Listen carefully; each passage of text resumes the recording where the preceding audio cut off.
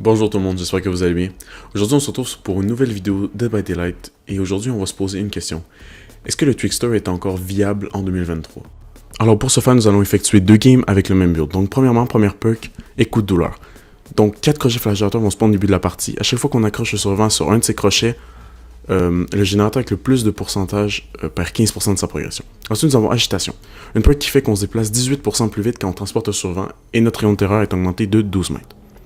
Ensuite, nous avons le totem, le sort immortel. Donc, quand un autre totem ensorcelé est purifié, le sort de ce totem est transféré au totem sort immortel, désactivant ce sort. Donc, ça a en réalité une double protection pour notre prochain totem qui va être Ruine. Ruine, qu'est-ce que ça fait? À chaque fois qu'un survivant va arrêter de réparer un générateur, celui-ci va régresser automatiquement à 100% de la vitesse de régression normale. Ce sort se poursuit jusqu'à ce que son totem soit désactivé. Alors ce build nous vient totalement de Hotsdarva, donc créateur incroyable, je vous recommande d'aller le regarder si vous connaissez pas c'est qui. Le premier add-on va faire qu'on va infliger 50% de lacération supplémentaire aux victimes et le deuxième va faire qu'on va transporter 8 lames supplémentaires dès le début de la partie. Alors première game, on tombe direct sur Coldwind Farm, considéré comme une des pires maps pour le tueur. Mais heureusement pour nous, on va tomber sur une team assez débutante et donc en notre faveur. Donc on commence la partie, on voit que notre totem est plutôt mal positionné, assez visible. Et donc, rapidement, on va tomber sur nos premiers survivants en train de réparer un gen. Notre première chase se commence très rapidement et on a beaucoup de chance pour ceci. Donc voilà, on voit le doigt s'approcher. On le chase. Désavantage, c'est le foin sur cette map. Il y en a beaucoup. Le blé plutôt, pardon. Le blé, et ça peut être chiant pour la vision tout simplement. L'avantage, c'est que Trickster, tu tires un peu partout, et si tu vises environ correct, ça marche. Donc, on réussit à avoir notre premier état de santé enlevé sur un survivant très rapidement. Et le down aussi rapidement, parce que Dwight, c'est mal caché de mes lames. On va dire ça comme ça. Comme on voit ici, Dwight tombe, et donc, notre premier down, encore à 5 gens, on est très bien. On soulève, on cherche s'il y a un crochet flagellateur. Bingo, il y en a un à côté. À cause d'agitation, on peut aller très vite sur le crochet, ce qui nous donne un avantage fou. Et donc, on a déjà un générateur qui régresse et un accrochage. Ça part très bien. Ensuite, on continue, on retourne sur le générateur qui était en train de réparer et on voit qu'il se termine. 2 survivants, donc on est plutôt rassuré. On trouve la moitié survivant. Meg essaye de rester proche de moi, ce qui n'est pas la meilleure idée. Et donc, elle réussit à perdre un état de santé aussi, très rapidement.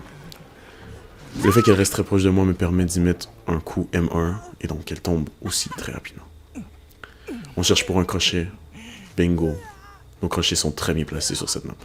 Malheureusement, après cet accrochage, s'ensuit quelques chases difficiles, comme ceci que nous voyons où je rate complètement tous mes couteaux. Trickster n'est pas forcément facile à viser, surtout pour un joueur manette comme moi, mais on s'en sort. Ensuite, on voit rapidement notre crochet. On voit la fin arriver, grosse erreur de sa part, quand on voit qu'un autre allié est allé la décrocher. Alors donc, si je voulais être méchant, j'aurais pu chase l'autre allié et tunnel très rapidement. Malheureusement, j'ai décidé, heureusement pour eux, j'ai décidé de chase la Fang. Une autre erreur, on voit ici Meg qui essaie de protéger sa Fang, mais qui ne va pas jusqu'au bout. La Fang qui recule en arrière, ce qui fait donc que la Fang ne peut pas la sauver. Et donc, ce qui entraîne un down et donc une mauvaise communication. On voit le problème, surtout dans cette team, c'est la communication. Beaucoup de moments auraient pu être évités si l'équipe aurait mieux communiqué. Donc après avoir croché la Fang sur un autre crochet, un autre générateur pète et malheureusement on voit Meg qui essaie de sauver Fang alors que je suis à côté. Encore une erreur de communication qui aurait pu être évitée et qui aurait peut-être aidé à l'équipe d'avancer mieux. Ensuite, je me promène et je vois des traces. Et donc je me dis, il y a une personne proche, je la cherche, elle n'est pas là. Le coup classique. Le casier, et ça se trouve qu'elle était vraiment là. Une erreur de débutant qui aurait pu être évitée avec un minimum d'expérience, malheureusement. Après avoir accroché la Fang, une Meg essaie de venir la sauver. Malheureusement pour elle, c'est une erreur importante car elle me donne un trade et Meg est malheureusement P2 et va mourir sur le crochet. Ce qui fait que la team perd un membre de son équipe et ralentit la game. La fin de game était plutôt lente, les survivants se cachaient et j'ai réussi à toutes les tuer à part le Dwight qui s'est échappé par la trappe. Donc on peut voir cette game des survivants très peu expérimentés qui ont de la misère malgré leur perk très bonne. À part le Dwight qui a 1600 heures de jeu, les survivants avaient à peine 50 heures de jeu. Sur l'entrepôt Macmillan, malheureusement une mauvaise main pour Twixter considérant les tiles qui sont des coins très serrés, donc compliqués pour les lames, car je n'ai pas les lames truquées. Ce match-là, si on va le commenter ensemble, on va le regarder du début jusqu'à la fin ensemble, car je pense qu'il est très intéressant pour montrer la faiblesse de ce personnage. Donc on voit la Kate, je pense, qui se promène et on voit son aura rapidement à cause du totem pas très loin. Et on entame la chase avec elle. Je réussis à avoir le premier coup rapidement, ce qui me met en confiance. Mais je n'aurais pas dû, définitivement. On essaie d'avoir Kate au couteau, des petits mind games, mais malheureusement la Kate était préparée à ça. Et donc, ne succombe pas au mind game. Je perds déjà un générateur d'une vitesse incroyable. Le stress commence à monter terriblement. Et je me dis, ce qu'il faut que je fasse, c'est me rapprocher de cette Kate, parce que je l'aurai jamais de loin. Le Twixter est malheureusement trop lent. Heureusement, je me fais stun, j'ai mal calculé mon coup, j'essaie quand même d'avoir quelqu'un au couteau. J'ai juste un couteau qui a réussi à hit. C'est triste. La chase continue, c'est une chase très longue. Je vois un survivant à côté qui me regarde, peut-être pour me taquiner, ou tout simplement pour prendre défense de sa copine. Je décide de briser la palette, d'abandonner cette chase, car c'est trop long, je perds trop de temps dessus. Je vais sur David, malheureusement. J'aurais dû peut-être continuer sur Kate, car elle était déjà blessée, mais je vais sur David. Et avec les couteaux, j'ai réussi à lui enlever un état de santé. Si je me trompe pas, bien sûr. Donc là, j'ai 2 survivants qui sont blessés. C'est pas fameux, j'ai quand même perdu. Et là, à sec, je n'ai plus de couteau. Je suis en position de problème et à place de recharger, erreur, grosse erreur que j'ai fait. À la place de recharger, j'ai décidé de chasser la Kate, ce qui était une mauvaise idée. Je décide donc de recharger maintenant car je me rends compte de mon erreur. Malheureusement, Twixter est beaucoup trop lent pour attraper un survivant de chase. Et donc là, il se trouve que je reprends chase avec la Kate et donc les générateurs pendant ce temps-là se font et la pression monte vraiment très très vite. Je réussis aucun des mind games, je perds mon 2e générateur. J'ai pas réussi à mettre une personne à terre, donc c'est une catastrophe. Je perds mon 3e générateur en l'espace de quelques secondes entre le 2e et le 3e. Une catastrophe, j'ai les gouttes qui tombent du front. C'est un enfer, je sais pas comment je vais réussir à gagner cette game. Je me dis, ils sont très bons, donc qu'est-ce que je fais? Je pourrais camper, je pourrais tunnel, mais j'aime pas faire ça. À part si c'est vraiment nécessaire, je suis pas un tueur qui adopte ses stratégies. Je réussis toujours pas à avoir la Kate en bas, c'est une catastrophe.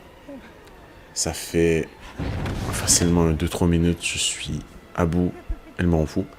Je vais donc sur le générateur le plus proche, qui était déjà à 25%, mais qui avait 2 personnes qui réparaient. Donc Ruin fonctionne toujours, mon immortel aussi. Mais malheureusement, il n'a pas fait beaucoup effet parce que les survivants, je ne mettais pas de pression. Donc les survivants n'avaient pas à lâcher les générateurs. Donc Ruin n'a jamais été super utile.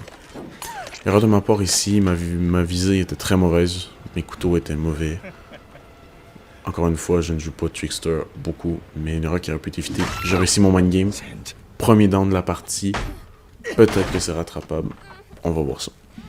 Donc je prends la fin, crochet juste à côté, je me dis c'est nickel, mais encore mieux, crochet flagellateur à côté. Déjà que je suis à 3 gens de perdu, on va essayer de ralentir le plus possible la progression des générateurs. Je recharge tranquillement. Et donc je décide de voir les alentours. Je vois que ce générateur-là ne se régresse pas, il pète devant moi. Donc je vois effectivement qu'il y a David derrière.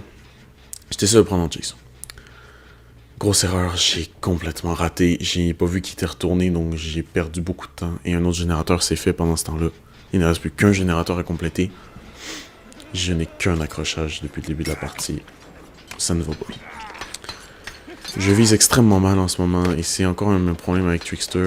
Manette, c'est compliqué. Mais avec beaucoup de pratique, c'est faisable. Je pense que Twixter, le seul gros problème qu'on voit depuis tantôt, c'est que je suis très lent. Un survivant blessé arrive à courir plus vite que moi. Et donc, lui, il fait un truc très intelligent que je n'ai pas remarqué sur le coup. Il m'emmène très loin des générateurs. Ce qui est un problème concernant que j'avais un mini trigen que j'aurais pu utiliser. Je vois la quête arriver, donc je me dis flashlight, on va faire attention. Je décide de regarder. La quête était là. C'est parfait. On met un coup. Elle a pas de flashlight, mais je pense qu'il y avait une flashlight, mais c'était pour palette save. Je rate 2 coups d'une nullité extraordinaire. Je cherche David, c'est très long, donc je perds beaucoup de temps sur mes coups. Sur chercher le survivant, c'est un enfer. Cette game, ça ne va pas bien des deux côtés, de ma performance et du simple fait qu'ils sont très bons. Je me dis, je vais faire palette safe, mais elle a pas pris de chance. Elle pouvait pas, il y avait Ben Bouzo qui a bloqué la fenêtre, ce qui est parfait, car sinon, ça aurait été une palette safe pour elle, et donc, une étape, une marche de moins envers ma victoire, tout simplement. Je décide de recharger, le générateur est très loin, je me dis, s'il tombe, il tombe. Qu'est-ce que je peux faire? Je vais au moins sécuriser un kill peut-être en campant. Je me sens mal, mais je le fais pas, je décide quand même de suivre la quête, qui depuis le début de la game me tourne en bourrique, me tient sur toutes les chases. Je décide de briser la palette, on prend pas de chance. Cette fois-ci, elle est morte. Malheureusement, comme j'ai dit au début de la partie, cette map est remplie de magnifiques tiles pour garder un tueur très rapidement, surtout un tueur comme Trickster, qui a très peu de manière de rattraper un survivant rapidement. Donc les tiles qui sont très étroites aussi pour les couteaux, c'est terrible. Pré-drop la palette, très bonne idée parce que sa jauge de lacération est très haute comme on le voit. J'essaie de man game en faisant semblant de briser la palette. Je réussis pas, je me dis je vais briser la palette, ça va être plus rapide, je perds beaucoup trop de temps sur elle, comme depuis le début de la partie en fait.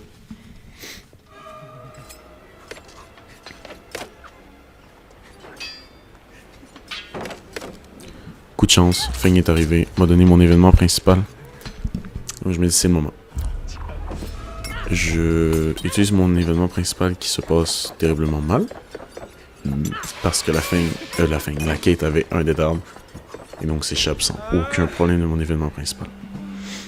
J'ai pas calculé aussi que ça me laissait mon nombre de couteaux avant d'utiliser l'événement principal. Et donc je n'ai encore plus de couteaux. Cette game ne va vraiment pas bien. Ici j'ai raté mon coup. C'est très dommage. Car ça aurait pu être un coup très utile pour totalement change la game. La fin qui revient, je me dis, erreur, je sais qu'elle veut protéger sa Kate. Malheureusement, je l'ai déjà accroché une fois.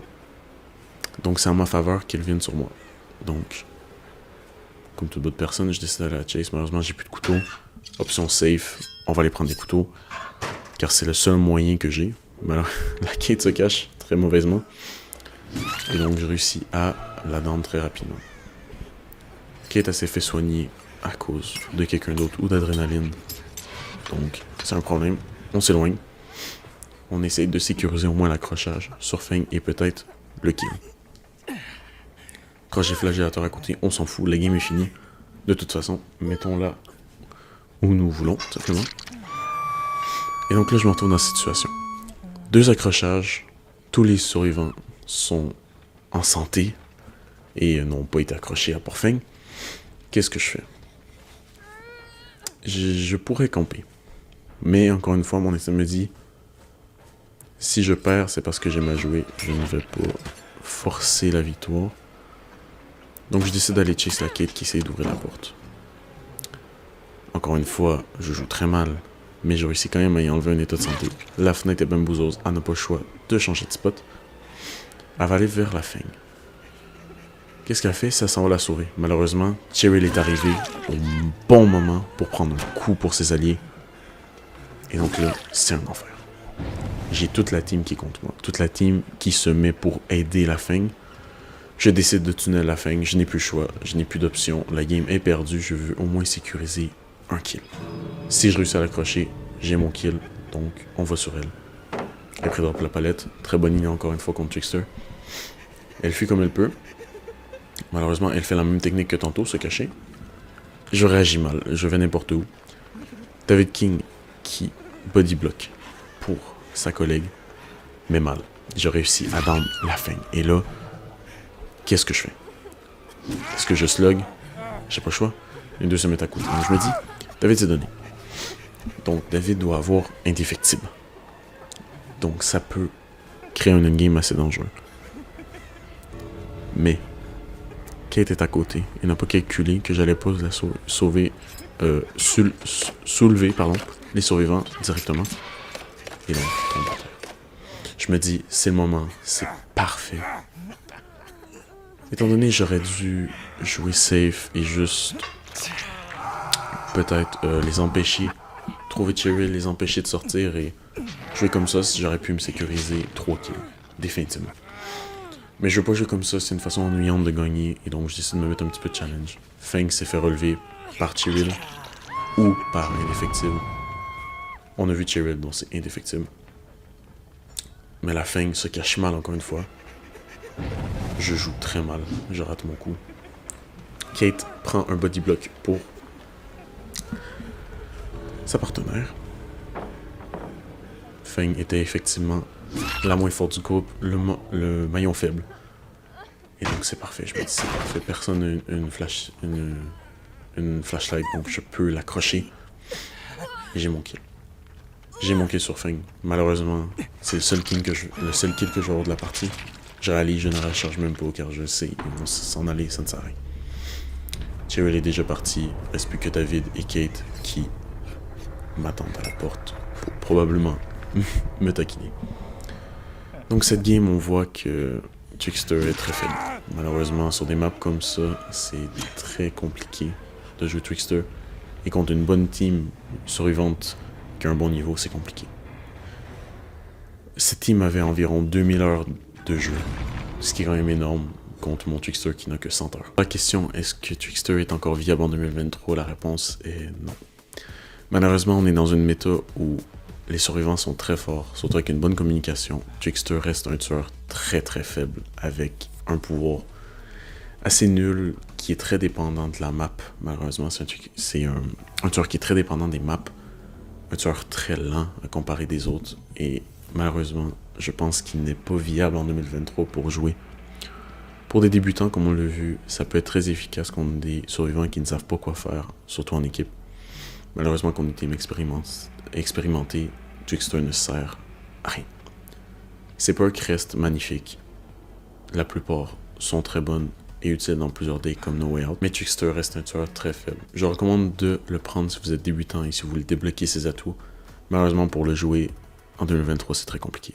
Merci d'avoir suivi cette vidéo, n'hésitez pas à liker et à la prochaine.